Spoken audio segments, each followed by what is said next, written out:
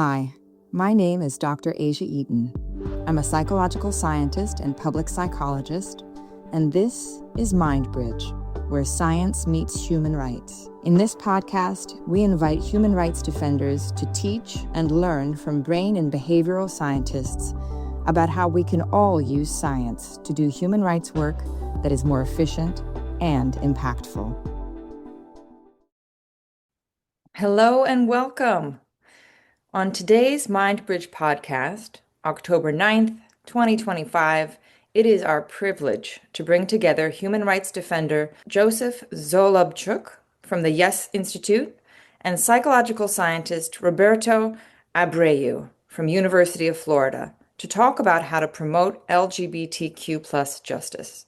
As executive director of Yes Institute, Joseph supports and guides an amazing team who leads continuing education courses for mental health therapists and medical professionals across South Florida and national communities via Zoom, working to reduce health disparities of youth and families impacted by gender stereotypes and anti-gay social stigmas. Joseph also works with parents and families in suicide prevention and postvention with community-based supports and evidence-based practices. Joseph has co-authored several public health studies, the first anti-gay and gender-related school bullying study in Florida, and a study comparing workplace harassment and inclusion training levels among helping professionals. Joseph has served at Yes Institute for nearly 30 years.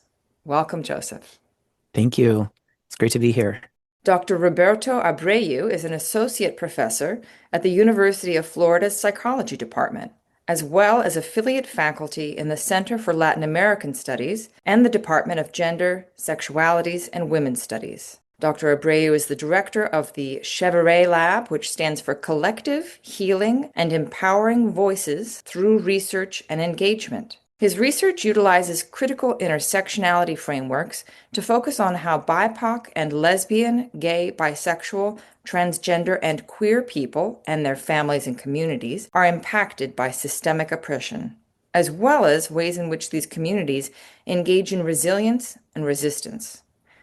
Dr. Abreu's research has been recognized by multiple American Psychological Association research awards. Welcome, Roberto. Thank you so much for having me. I look forward to being in community with both of you. Thank you for helping to bridge science and human rights. So let's start with our human rights defender, Joseph. Tell us a little bit about how you got involved in working on LGBTQ justice, and what does LGBTQ justice mean for you?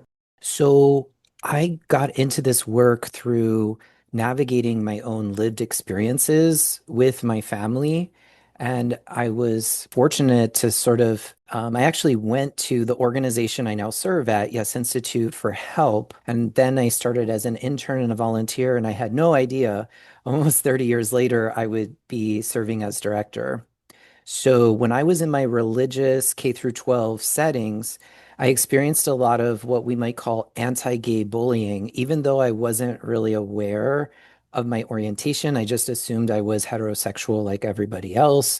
I had a girlfriend at the time, but I wasn't the most super masculine boy. I was not really great at sports, always picked last at gym class, and I experienced a lot of verbal and even physical bullying. But in a religious setting, you couldn't really say, hey, I did make some attempts to reach out to my counselor, but I was surrounded by silence, stigma, and then shame.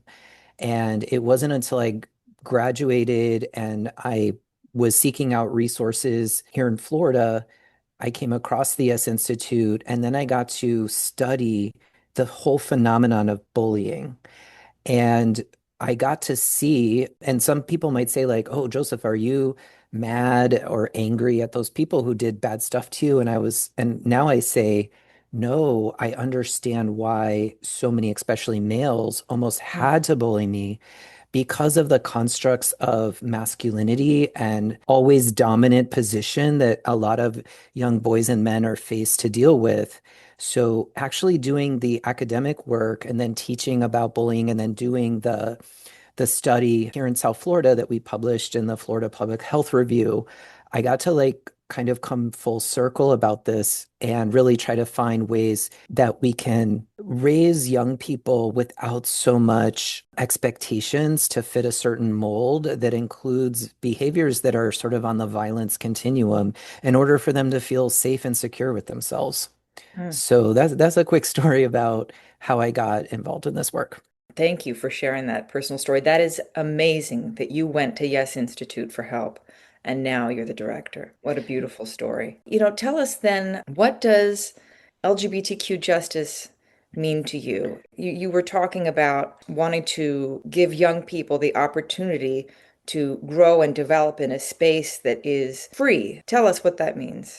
I feel like there are many valid definitions of justice. There's many components to it. And my background, so I was trained as a community psychologist, which is different than like a clinical psychologist where you like one-on-one. Our focus is working on groups of people and working very much embedded in the local community. When we say the word justice, sometimes people immediately think of like laws, policies, human rights, constitutional rights, which is all also a part of the equation. But one of my favorite scholars, I'm going to reference Dr. Cornel West, and I think he was being asked about this in the context of restorative justice. And his quote goes something like, "Never doubt that restorative justice is what love looks like in public." So a lot of the work that I do with my team at Yes Institute and with our parents and families is really more community based. There are other amazing organizations that are on like the policy side, but we're asking questions called, how do we build communities of care? What needs to be different in our systems that promote well-being, resiliency, and help reduce the harm? That's my focus area. And hopefully that answered your question. It did. I just have so many other questions, but I'll turn it over to Roberto to tell us a little bit about his background and what you study. Yeah. So I'll tell you a little bit first of what I study, and then I'll tell you a little bit about how I came to study that. I really appreciate your personal connection to your answer, Joseph. So what I study in a nutshell is, a summary is like, how is it that different stressors, so interactions with peers, unsupportive schools, rejection from family, laws and politics, right, affect the mental health of LGBTQ individuals and specifically LGBTQ youth, right? And when I talk about mental health, I'm talking about like depression, anxiety, PTSD symptoms. And then looking how is it that families and communities can serve as a buffer when all these other things, so to speak, are against these folks. You might not be able to stop laws from passing, for example, but maybe having love from your parents can buffer some of the effects that those laws can have on LGBTQ child's mental health, right? And I specifically focus for the most part on Latinx LGBTQ individuals and their families, because there's something to say, in a world, kind of like what Joseph was referring to, in a world where none of us can escape homophobia and transphobia and biphobia and racism and xenophobia, right? Everyone is affected, right? So yes, LGBTQ youth are affected primarily, right? But their families are also affected because they're trying to respond and interact and create a bond with their child and or family member and or community member, and they don't know how to do that because everything they've been told is that this is not normal and you must do something about it, right? So yes, it does affect the LGBTQ person, but it also affects the entire community and family unit. So mostly with Latinx folks and their family and the role that culture plays into this relationship, and also specifically trans youth and their parents and family members. We all know there's tons of debate and terrible transphobic things happening. And oftentimes we forget that, like, family members are trying to understand this, like trying to love their kid and not knowing how to navigate these pieces. So I focus on those, how is that family community really serves as a buffer. And the reason why I always say that, people ask like, well, how did you came to study this? I'm like, I just really wanted to understand my parents, like my relationship with my parents. That's all I wanted to understand. Honestly, when I came out at 16, my parents were wonderful and supportive, but they also did things in front of other people that I didn't understand whether we're so supportive in some contexts, but not others. So trying to understand why my parents act the way they do, so to speak, right? Actually, quite literally, it's how I arrived at this work. I was like, oh, families are really important and communities are really important. So I always say, I was just trying to figure it out my parent, and here I am publishing papers on families and community and LGBTQ folks. So yeah. I am dying to know, do you have the answer to that question? Why do they act the way they do? No, I do not. Otherwise, and the academic is like, I cannot have an answer for that. Otherwise, I will be out of a job. But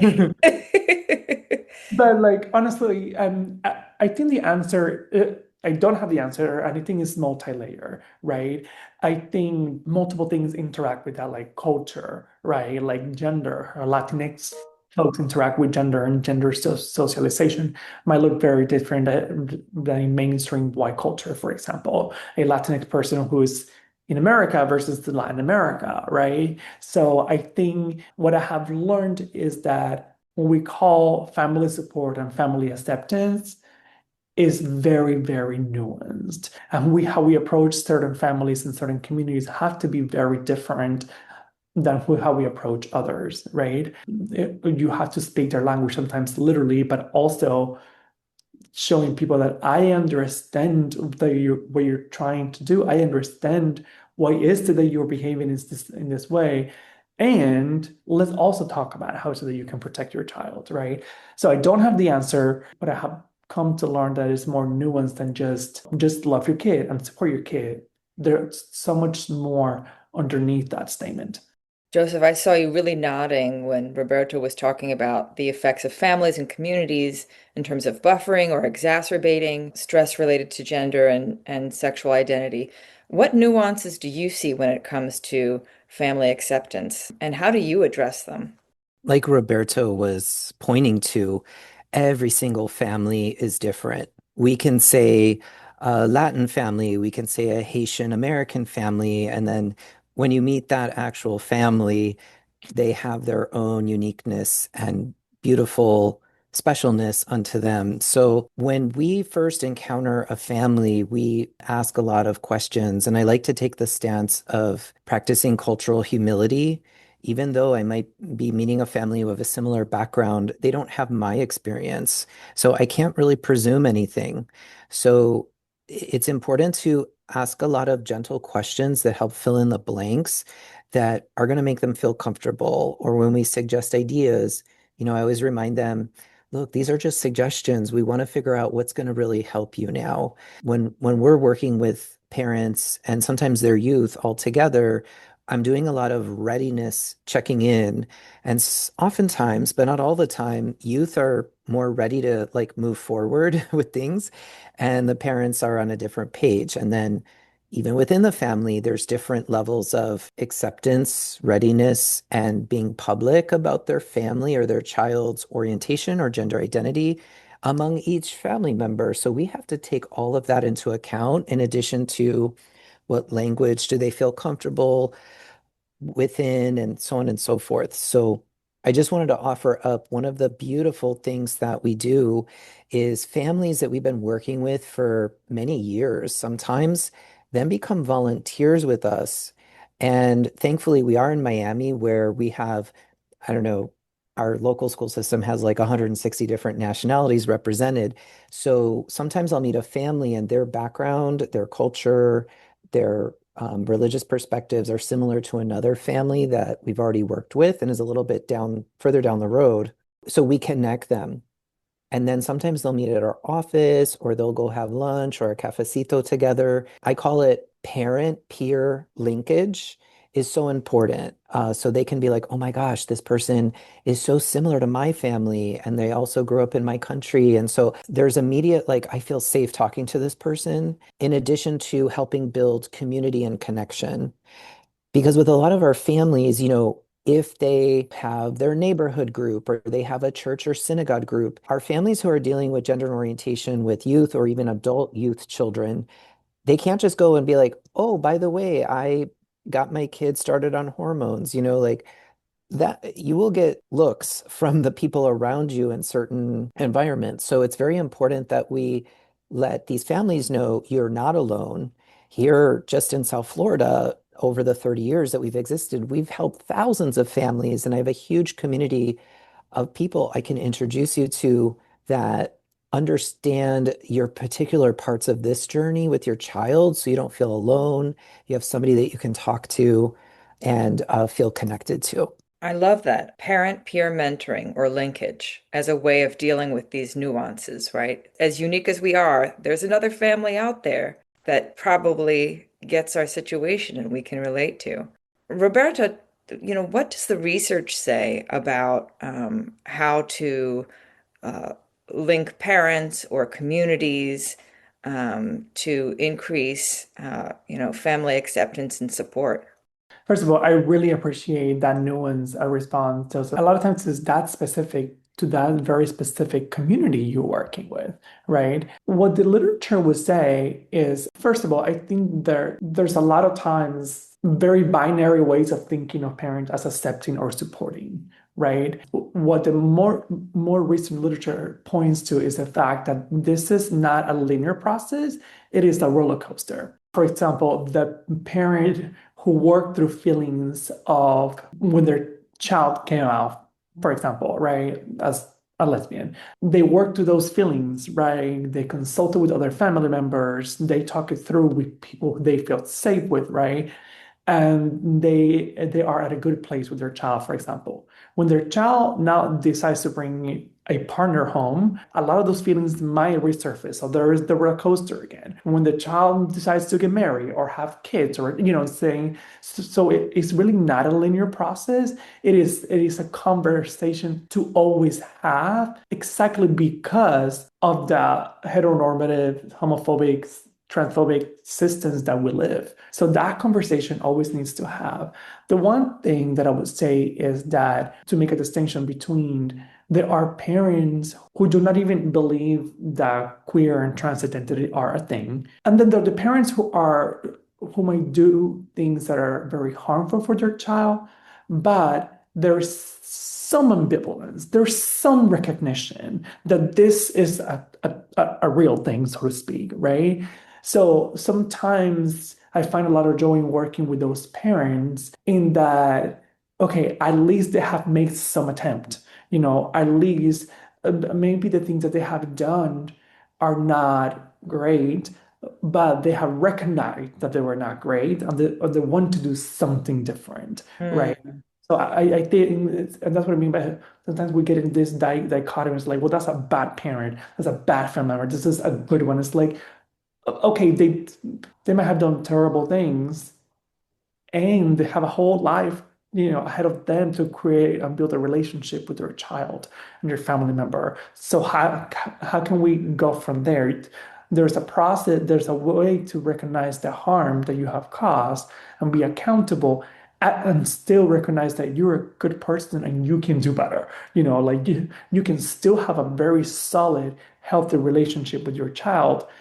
And yeah, you might have to apologize and be accountable and do something different.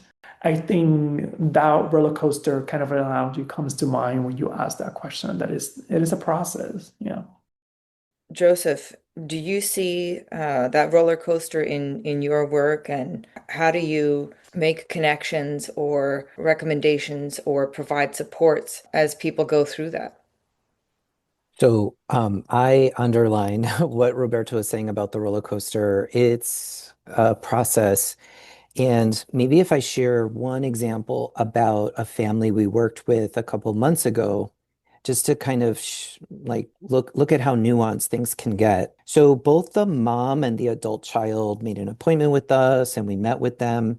And the mom was saying the child born and assigned female has their whole life really been identifying as male, but is now at a place where they're kind of opening up more about this in the family to the point where they're seeking services and want to get connected to psychological supports. And when I was meeting with them, and again, I don't like to make assumptions, but this was a case where I started to notice some things, and it turned out, at least in this case, my instincts were correct. The mom was going back and forth between using the new pronoun and the preferred name for the child.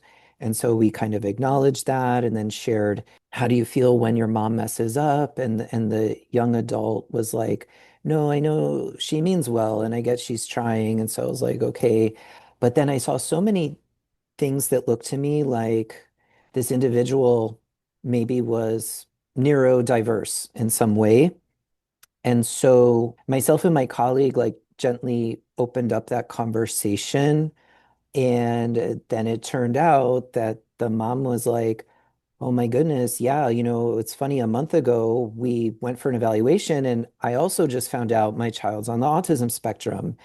And actually, by the end of the meeting, I think helping the family with their gender conversations and adjustment is going to be easier because the mom seemed much more overwhelmed by the autism and all of the meaning and stuff like that. So that's just one example of like what people also say, maybe what they're seeking, and then the other supports that community providers might notice that might also benefit the family. Thankfully, we have some really, only very recently, some really great therapists and practitioners that are addressing the intersection of neurodiversity and gender and orientation, like let's call it co-occurrence. We also have our own Neuro Pride empowerment group that we just launched this year. And and I know I've seen this in the literature since back in like 2018, 2019. I heard a lot of conversations about the co-diagnosis. But now, like, I'm so kind of astonished at how many people calling to us where we're seeing this overlap.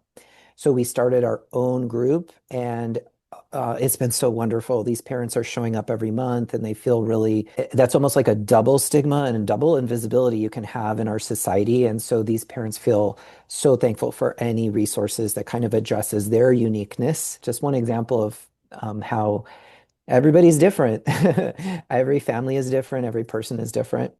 I know Roberto has something to say about this because he studies these topics from an intersectional lens, right? And you look at how social inequalities intersect and interact to produce unique experiences for individuals. Can you tell us a little bit about, how you use an intersectional perspective, what that means to you as a researcher? Yeah, and I think you provide an excellent example, Joseph. Is like the way I use it in my research. It's mostly looking at the intersection of like race, ethnicity, culture, and gender and sexual orientation. And I really, I want to clarify. I don't really look a lot. I don't. And like neurodivergence, that is ever growing area for sure. And I love that there are folks who do that work, research, clinical, and support systems, right? From my lens, I look at that intersection of like race, ethnicity, culture, and sexual orientation and gender. And some of the things that we look in the research is not just how culture, but culture is situated with a specific context. Let me give you an example of some of the things that come in the interviews and the work that we do. The mothers say, well, my child is undocumented, a dark brown kid. Why would he, quote unquote, choose to do this to him? So when you hear that, someone's first reaction might think of like, wow, this is a really, rejecting mother, or, parent. This parent just saying, I am terrified that my child now is going to be stigmatized, persecuted for multiple things. And while I can relate to him on the undocumented part, for example, and like I know how to navigate that, I know how to navigate being a dark brown kid, in America. Now I don't know how to help them. At least at that moment, it feels that way, right? So some of that is acknowledging the historical component of that narrative and the contextual reason for that. That parent is not wrong in thinking that, yeah, their life is going to be so much harder, right? So in some way is like acknowledging that that fear is real. It is not unreal. You're not a bad parent. And how is it that we can start to tangled, but not really because all of it is entangled together, right? So, when we navigate a lot of systems of oppression and a lot of things that really robbed us of many things, also of our ability to have the mental capacity and mental bandwidth and emotional bandwidth to really connect with people, including our children and our family members. I try to look at it that way, stay away from ascribing whatever behavior they're doing as being good or bad, but like, okay, you must be saying this or expressing this for a reason. What is the reason, right? Mm. So, I like that. So reframing as a tool or a strategy for dealing with fear and being in uncharted territory. Joseph, what are some practical tools and strategies that at Yes Institute you give to families and community members to help them in uncharted territory and times of fear? So, in addition to some of the things we already mentioned, like let's link you to a parent peer. We also, and most of our families take us up on this idea and then really find this helpful. We have a couple of different courses and workshops, which we also conduct bilingually and whatever language people need to access. One is on communication.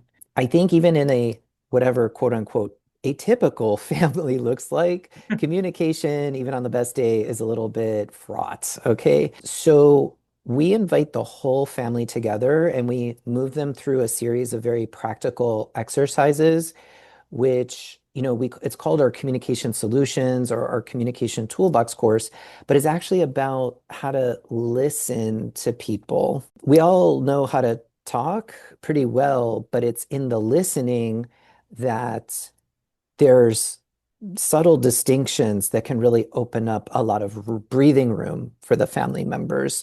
Kind of going back to Roberto's point, it reminds me of an exercise in the course where sometimes parents say, "Why can't you just not be gay or not be transgender?" And then we're looking at that communication and examining, well, what's behind that emotional communication? And a lot of times then the youth will go, they are afraid. They are worried what's going to happen to me. Am I going to get hurt? Could I be a part of a hate crime? But in moments of passion of very overworked and underappreciated parents trying to parent the best they can, it just may come out as, why can't you just not be this? And then when we start to like listen and go, where is that communication coming from? What's behind? What's not being articulated, but we kind of know is there? Then youth will go, oh, my parents do love me because you can't get mad at somebody that you actually don't care about on some level. Mm. So those types of like listening and communication skills we teach in either a 1 day or 2 day workshop. And people really love that workshop. And it even helps them with like non-social topics in their life. Like it even helps some of our parents with dealing with a difficult boss at the workplace. It's the same kind of listening and communication skills that work really great. And then we also provide educational workshops to kind of just allow people to learn about gender and go at a very fundamental level. Like, well, what is gender? Why does transgender exist? Is this a new fad? Is this a phase? Or do you want to take a look at a couple thousand years of human history and see that there's many societies and cultures that had all kinds of gender expressions? Is this really something new? Is this something that's just trending on TikTok? Or is this a part of the human experience, even in cultures that didn't like any sort of outside the binary expression, or even in cultures that celebrated? It seems to have persisted throughout time, just like we have records of same-sex relationships also throughout history and time. So those avenues and even some newer work that we're doing, not necessarily directly at Yes, but we're helping facilitate is there's some people that are hosting a yoga and sound bath experience that's really opening up to, I'm going to just call them pride diverse families. So mom and dad, the family can go do like a mind body wellness Mm. experience, but also in a community setting where everybody around you also has a gay or transgender kid or questioning child, and you can really just bring your whole self and not have to like censor who you are or couch yourself in any way. So we're doing more of those convenings as well as just sort of general well-being, resiliency, and burnout prevention workshops, which we're also offering now, which are very popular right now this year. So any of those things that seem to help the family, we're doing. Plus, we're always curious. We may not have a workshop right now that fits your family's needs, but let me know. Maybe I can link you to somebody. I can refer you out to another community partner that might do this really well. Sometimes a lot of our resources that we created inside Yes, it was only because families were asking for it and it didn't exist anywhere. And so we said, that's it, we're creating it. Our neurodiversity inclusion initiative got launched that way. We had a number of families and they said, we tried to go to other agencies to see if they could be the host, and it wasn't possible. I said, that's it, we're going to do it. And we just did it. And now we've done like 10 sessions this year and it's growing in popularity. So I don't have the answer or the solution for the community, but what I do have is a spirit of inquiry and also focusing on listening myself so we can really hear what is the missing gaps for people in our community. So it's also a roller coaster and it's also an evolving conversation. Thank you. You've both offered so many approaches here to bridging divides around gender and sexuality, reframing convenings, well-being, resilience, and burnout prevention, peer mentoring, helping folks learn how to listen, and I'm just hearing extending a whole lot of empathy, right? That's what I'm hearing from both of you, and individualized consideration for people's situations. Roberto, do you have anything to add from that, from the scientific literature? Or for that matter, do you have any suggestions for people working in this space that are evidence-based that we haven't discussed? It's honestly really refreshing because to hear you, Joseph, because a lot of time we're like so in my research, like run this and model, run the other model. Do we need this? Do we need this? We cannot forget sometimes how is it that this translate and or with students is like, well, who's doing this work? Because we're so into our own academic. So I love to hear that the new resources are being created when they're needed and so forth in the community. Yeah, as far as like I think recommendations or implications is maybe maybe this is really really obvious, especially where we are today. But I think that many of us, and I'm using us broadly, we work in the silos and we focus so much in being great in our one lane that sometimes we forget that there are other lanes, so to speak, around us, right? Or the impact that we have. And I believe that, especially at the crucial moment that we are politically in our nation, and yes, a lot of times, especially in my area, and like in my side of the world, like researchers, we like to think that politics do not affect anything. That politics should not affect mental health and this and that and the other, and that is not the case. As a matter of fact, like we have a few studies coming out of a lab in where leading to the election and after the election, we're looking at cross-sectional data and longitudinal data is actually really, really impacting LGBTQ youth mental health, right? So we need to recognize and look around and look at the different places, all these different systems that are impacting mental health, including politics. So even if we're not politicians, but maybe we do know politicians, right? Or folks who can impact in that way. So I think stepping out a little bit is fine. Looking at how is it the different, all of the different systems interact with each other.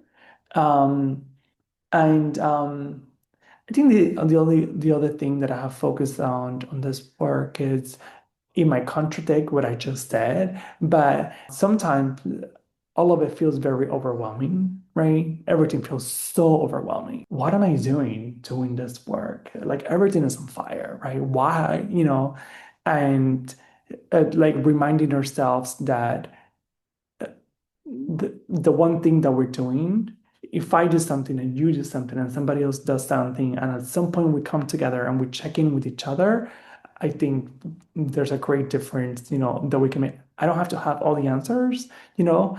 I don't have to be the person.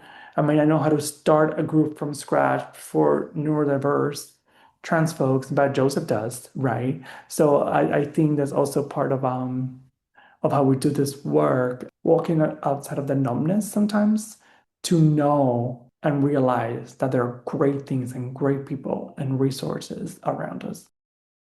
Joseph, I'll put the next question to you, which is, from your perspective, what do you want scientists working on LGBTQ justice or human rights generally to know? And what do you need from them? I'll answer this referencing my experience working with University of Miami CHARM, which is a center for HIV and mental health. And back when I was in graduate school, which is 10 plus years ago, there's been newer sciences and methodologies called implementation science, which basically means, okay, the scientists have discovered this amazing thing that we know works, and it's been, tested, but people are different. Society is very messy. Things are complex. So then implementation science comes in and says, we can actually study in a scientific way how we can roll out this initiative. So the intervention actually makes a difference with the people that we know makes a difference with. So Yes Institute participates as a community partner with CHARM on different initiatives. And I've been attending, and they do implementation science workshop sessions. And us as community-based agencies are sitting shoulder to shoulder with the PhD researchers, and we're all mixed together. And I love that. It like just eliminates the walls of the ivory tower, because honestly, we're all working towards the same goals. We want better outcomes. We want to move the needle. We want to help people. And that's a big shift that I've seen in community and academic partnerships that is so wonderful and exciting. And I actually think kind of has been like a missing ingredient in our sort of helping approaches.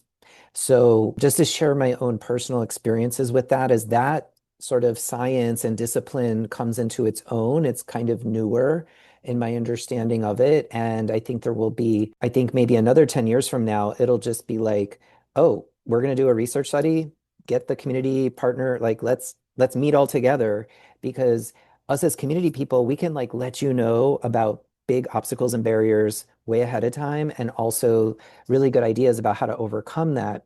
And then also you as the researchers and as a scientist, you also have important information that we need to know that informs our work. So it's a mutual partnership. My message is there's community-based agencies out there that really love to partner with researchers, and we need the science, because I want to know the time and effort that we're making. Is this the best we can do given our resources and the circumstances? I want to know that. Well, that is a beautiful case for support for what Mindbridge does and the whole purpose of this podcast. Thank you both for coming together today to bridge science and human rights. Any last words or thoughts before we go? I'll just jump in.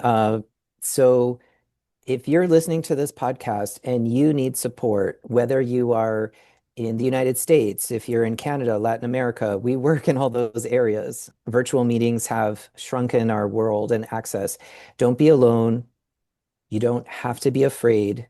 Feel free to reach out to us, yesinstitute.org, or info. You can send us an email, info@yesinstitute.org. We're a living, breathing, working support system for you.